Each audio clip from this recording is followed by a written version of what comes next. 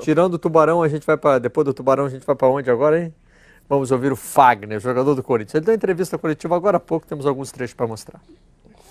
É normal, todo mundo vai querer que o Corinthians perca, é normal. A gente sabe que por tudo aquilo que a gente começou a fazer, todo mundo quer que o Corinthians perca, mas eu não vejo como tropeço, né? Eu vejo como mais um jogo onde a equipe conseguiu ter um grau de maturidade muito grande. Um jogo onde saiu atrás do placar em casa, consegue a virada, né? Não deixou de criar mesmo com a vantagem do placar, sofre um empate no final do jogo e mesmo assim consegue criar situações de gol, né? E não conseguimos a vitória, mas eu vejo que num campeonato tão importante quanto o brasileiro é muito importante você também pontuar. Óbvio que em casa a gente sempre espera a vitória, né? Mas vindo da sequência que a gente vinha, um empate em casa eu não vejo como tropeço da maneira que foi, né? A gente tem que ir lá hoje no treinamento montar nossa estratégia, né? Todo mundo procurar fazer o seu melhor individualmente para que o coletivo sobressaia mais uma vez, né? Para que a gente consiga fazer um grande jogo, né? Eu não vejo como o jogo chave, mas eu vejo como mais um jogo importante onde a gente precisa fazer os 3 pontos. O Corinthians está batendo firme nessa tecla do jogo a jogo, né? Fala, Massa. Tem um amigo meu, comentarista da Rádio Globo, muito bom, convida ele para vir um dia, o Rafael Prats. Ele diz aqui o seguinte, tô aqui, Massa. Que eu sei, hoje. As pedras grandes a gente desvia, nas pequenas a gente trupica. Então acho bom o Corinthians ficar bem esperto com o Avaí lá, viu? Deve ser o jogo duro, Barreto, jogo duro. O Avaí, esse crescimento que o Massini citou anteriormente, dos últimos 15 pontos, ganhou 11, tem muito a ver com um time mais rápido e mais jovem. O Avaí ficou apostando em Maicon, o Marquinhos tem uma história no clube, mas é um momento que, olha, por respeito que você tem a história dos jogadores, tem hora que esse respeito não adianta, ele não vai entrar em campo, você não vai conseguir sair lá de baixo por causa disso daí. E o futebol tá físico demais, muito, né? Vai ficando mais cruel pro jogador. Você imagina um time, Barreto, com todo mundo a gente falou do Nenê agora há pouco, você vê o talento no cara. Isso. O cara pega na bola aí. e pô, esse joga. É isso. Mas não... O time não consegue mais. Talvez vai ter para um jogo ou outro, ok. Mas para a pegada que pede o brasileiro é difícil. É mais complicado, é um jogo difícil para o Corinthians. Né? É cruel isso. Para o jogador, né? Até porque você vai encurtando cada vez mais a vida útil do jogador. Né? E principalmente quem joga em meio campo também, Barreto. No início do campeonato, eu fiz um jogo Fluminense e Vasco. O Fluminense jogou com o Orejuela, toda aquela juventude, né? E o Vasco jogou com Nenê, Andrezinho e Rúlio dos Santos. 3-0 poderia ter 5-6. Não é a qualidade do jogador, é como você fala. Há uma preparação física e uma diferença enorme da juventude para os jogadores mais experientes. Então você às vezes não pode envelhecer tanto seu time. E isso você pesa, você sente. A Ponte está sentindo isso. Eu falei isso ontem, semana passada eu tive. Você apontou outro time também, o Atlético Paranaense, que agora não. Já saiu alguns jogadores mais velhos, né? O próprio Grafite, os jogadores, né? Carlos Alberto, enfim. Então, é ruim você ter um grupo de uma idade avançada. É muito ruim, porque hoje o contato físico e o preparo físico, ele é fortíssimo. E se você não tiver 100%, não consegue jogar. Eu lembro uma vez, eu era setorista do São Paulo, e o César Sampaio parou no São Paulo. Ele pegou e falou pra mim assim, rapaz, o Josué e o Mineiro que estão correndo, você acha que dá pra eu ser titular? Não dá. Será que dá pra estar no elenco? Também não. Ele falou, então deixa eu me aposentar, senão eles vão me aposentar. E é verdade isso. Às vezes o jogador sente isso.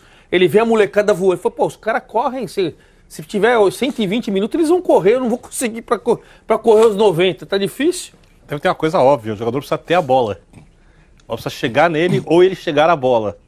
E quando você tem um time com muitos veteranos, você perde força de marcação, você perde poder de recuperação de bola, a bola chega menos no cara, chega geralmente para ele não exatamente onde ele gostaria no gramado, porque o time tem mais dificuldade também de levar a bola. A gente fala de jogadores habilidosos, eles geralmente jogam mais próximos à área hoje em dia. Né? Então você não consegue jogar futebol. É uma questão de técnica. Biner. Fala, Mauro. Fazer uma pergunta pro Biner, que é técnico, o Ricardo Rocha já foi também. Eu tenho uma também, mas é especialíssima. Farei depois. Tá. Não, porque você como técnico, Biner, daquele seu time que quase não perde, que chega a uma sequência enorme, Se eu não estou enganado, o Corinthians, se não perder para o Avaí, vai completar 29 jogos, não é isso? Isso. Se for... Então, 29 jogos. A última sequência de 29 jogos foi conseguida em 1956. Ou seja, é um dado histórico, sim, para um Carille que entrou aí, desacreditado, etc e tal. E ele vem falando, jogo a jogo, a gente só pensa jogo a jogo. Só que agora é o jogo que alcançaria essa sequência. Você, como técnico, faria o quê no discurso? Bom, gente, é jogo a jogo, vamos tentar não perder de novo? Ou você lembraria eles dessa sequência? Cara, tem um dado especial, se a gente não perder para o Avaí, a gente vai entrar para a história, desde 1956 não acontece. Você colocaria esse peso na sua preleção ou ficaria quietinho? De jeito algum. Nem citaria na preleção. Aliás, diria que quem acredita nisso, para os jogadores, tá? Não para os torcedores. Eles têm que acreditar, a gente tem que citar, mas o jogador tem que esquecer isso completamente. É o radicalismo, o pragmatismo, jogo a jogo. Seu time está há quanto tempo sem perder na Várzea? Está sem perder há 3 jogos. Então é uma sequência tranquila ainda. 3 jogos. Já é histórico. Agora, mas antes era uma sequência de 15 derrotas. E um dos jogos eu não fui, hein? Agora eu acho que o fundamental para o Corinthians é ele não esquecer de onde veio. Quando eu observo os jogadores sempre falando a quarta força, a quarta força. Tem gente que reclama dessa birra dos jogadores. Eu acho ela construtiva. Eu acho que os jogadores, a capacidade dos jogadores continuarem mordidos, para essa manutenção de concentração enorme durante os jogos, de execução do planejamento de jogo, ela tem sido boa. Tem jogador que fica com raiva, ele perde a cabeça, ele explode quando não é necessário. Não, o Corinthians está transformando isso em concentração, está transformando isso em empenho. E por isso tem conseguido, mesmo empatando o jogo aqui, ganhando outro, com a percentual impressionante de pontos, mas as atuações são muito parecidas umas com as outras, assim.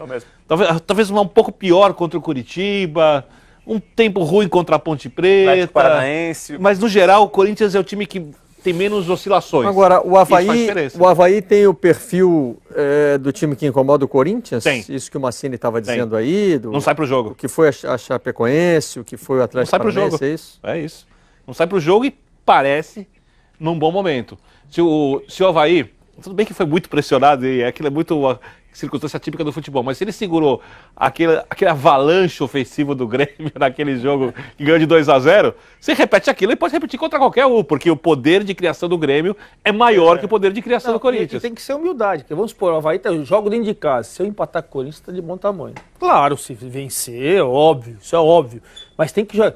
Se eu empatar com o líder, que está nessa fase espetacular, um pontinho nessa sequência mesmo boa. Sem sair da zona de rebaixamento, né, Não, então, claro, e nem vai acabar porque agora. O Corinthians Isso, é o líder. Claro. E nem pode cogitar mudar a proposta de jogo. Exatamente. A proposta é aquela. Atenção, notícia para a torcida do Botafogo. Camilo passa no clube hoje à tarde para pegar as coisas. Tá? Tem uma negociação realmente bem encaminhada com o Inter, mas ele não anunciou que vai para o Inter. Ele só anunciou por enquanto que realmente está deixando o Botafogo. Aí a gente, nesse momento, junta os pontinhos, né? É o que eu costumo dizer, mesmo que você não tenha informação, pelo menos você sabe direcionar. Se começa a se falar do Inter e no dia seguinte há uma entrevista do treinador dizendo que quer manter, o jogador anuncia que vai embora. Camilo é jogador acostumado com a Série B. O Saraiva disse que só tem o D'Alessandro, que às vezes está tendo que jogar muito porque não tem um jogador na mesma posição. Ali Então, quer dizer, ontem mesmo o Saraiva falou que estava procurando um 10, o Camilo era um dos nomes. E se você for... Toda essa situação, o Inter das 14 rodadas, a maioria não frequentou G4 na Série B. E o Inter é o clube que está procurando o jogador hoje. Dentro do futebol brasileiro, que pode, da Série B, fazer uma proposta a um clube da Série A, porque ainda tem, né? Ainda tem os direitos de TV de Série A. É um clube que tem um programa de sócio-torcedor. Qualquer um queria jogar lá, quem mesmo estando na Série B, se o Camilo não está jogando no Botafogo Mas isso hoje. fala na troca, né? Do Brenner. Né? O Brenner, exatamente. Pode ser que o Brenner venha nessa troca. Até eu vi que o Sacha também, o Inter nessa troca, ofereceu até o Sacha, mas parece que o Botafogo queria o Brenner. O Brenner me parece ser de uma posição que o Botafogo precisa mais. Ou meio atacante, fala no Robertson também, que não está sendo aproveitado. Que é outro também. São dois jogadores que podem vir nessa... Quer dizer, ou um ou os dois. Seria importante para o Botafogo, se você que está precisando de jogador, né? E para o Internacional, que está precisando da mesma função do... Pela característica do jogador que sai, Robertson, time que joga em contra-ataque e tal. Brenner também. Não, Não, os dois me parece que o favorito troca. é o Brenner.